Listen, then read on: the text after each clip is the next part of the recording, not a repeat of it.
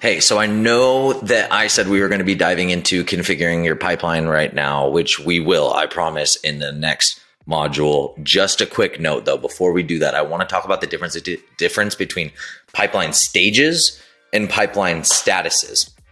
I'll show you what this looks like in the next module, but for you to understand this before we get there, a stage versus a status. Okay, the only three statuses that exist, or maybe there's more, I'll find out in a second. The only statuses that exist in HighLevel for an opportunity, and you can't change them at this point, are open, won, lost, and abandoned. 4. See, I'm glad I caught myself. Four stages: open, won, lost, and abandoned. Those are the 4 statuses. See, I just messed it up. I said stages. I'm going to confuse you. Statuses. The only 4 statuses that exist for an opportunity are open, won, lost, and abandoned.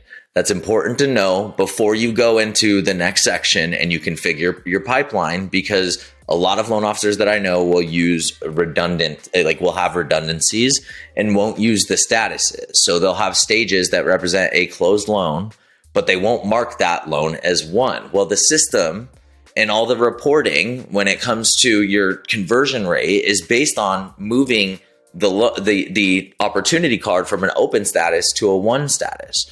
Or if you want to get it out of your pipeline, that's based on moving. You don't want to delete it. You want to move it from an open status to a lost status or to an abandoned status, right? And so there's no, and then there's reasons that you can give when you move it to lost or abandoned that say why, or a reason, like it gives you a prompt where you can put in a reason why. And so this to me is a much better way to go about setting up your pipeline, is using these statuses to their maximum potential, as opposed to using a stage to represent the ones that you give up on and why, right? I'll see some people use pipeline stages as a way to represent which deals they lost and the reasons that they lost those deals.